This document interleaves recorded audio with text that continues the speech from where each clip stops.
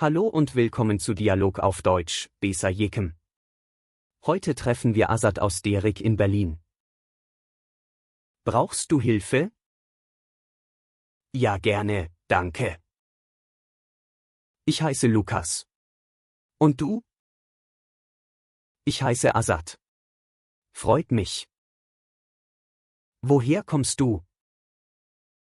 Ich komme aus Derik in Kurdistan. Wo ist Derik genau? In Nordkurdistan, in der Provinz Mardin.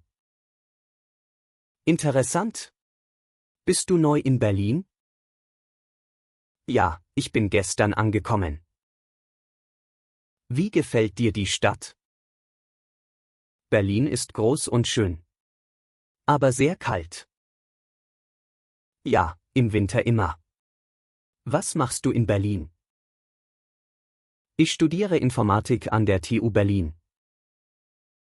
Cool. Ich studiere auch dort Maschinenbau.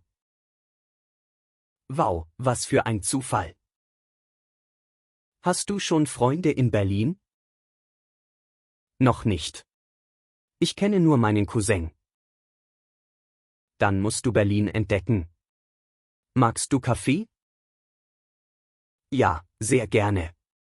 In Derik trinken wir viel Tee, aber Kaffee mag ich auch. Perfekt.